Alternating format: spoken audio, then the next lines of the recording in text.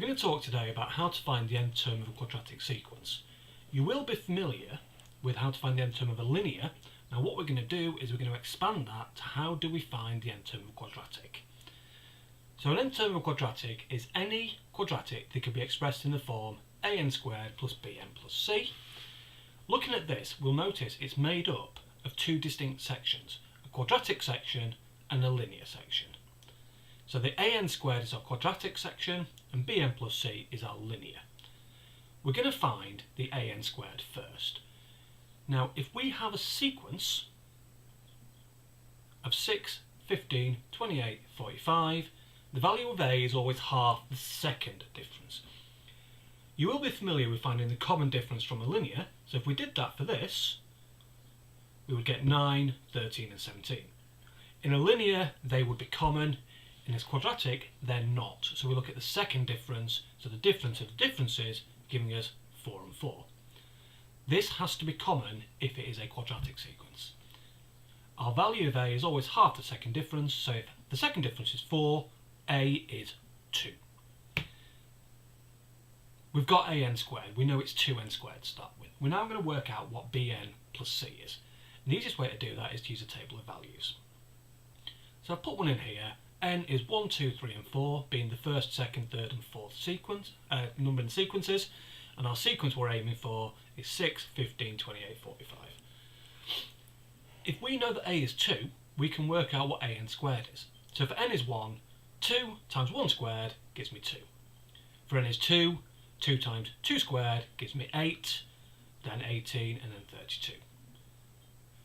So if we have an squared giving us 2 for the first term, but we want 6, we must therefore need 4 for our linear section to make it work. If we do the same again with the second one, I've got 8, I want 15, I need 7. If I do it again, I get 10 and 13. Our linear element therefore has 4, 7, 10, 13, which if you think back, you will know the linear nth term of that is 3n plus 1. So I now know my value of a is 2, my value of b is 3, and my value of c is 1, giving me my final solution of 2n squared plus 3n plus 1. A few little ones to be careful of here.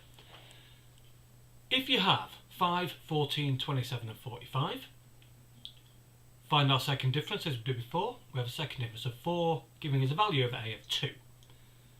Using my table of values, I still have 2, 8, 18 and 32 for an squared, but now I can work out that I need 3, 6, 9, 12 to make my sequence work.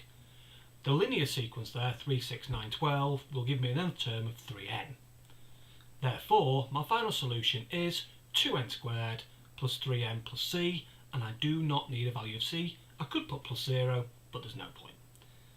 The second one I want to talk about is if you have the sequence 1, 8, 23, 44. Finding my second difference gives me a second difference of 6, so therefore a is 3. Using my table of values, if I plug a is 3 into an squared, I get 3, 12, 27, 48. Now, for my first term, I've got 3, I want minus 1, I need to take away 4.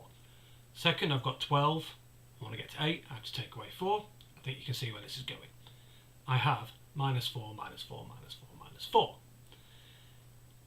That linear sequence is going to be 0n because it has no common difference, take away 4. So our final nth term is 3n squared minus 4. You do not have to have a value of b, but as mentioned previously, you could put 3n squared plus 0n minus 4, it means the same. Now I don't quite know why, but negatives seem to cause a massive issue. So let's look at this one. 4 minus 5 minus 22 minus 47. Once again, looking at our first differences and second differences gives me this, minus 8. So therefore my value of a is minus 4. Using my table of values, I get 4 minus 16 minus 36 minus 64. If I again look at my first section, n is 1, I've got minus 4, I want 4, I need 8. For my second one, I've got minus 16, I want minus 5, I get 11, then I get 14, and get 17 for my other two. That linear sequence that's highlighted in red there would give me 3n plus 5. So therefore my final nth term is going to be minus 4n squared plus 3n plus 5. You could quite easily rearrange those so you get 3n squared plus 5 minus 4n so that you don't have that negative at the start. It doesn't make a difference, you won't lose marks if you don't.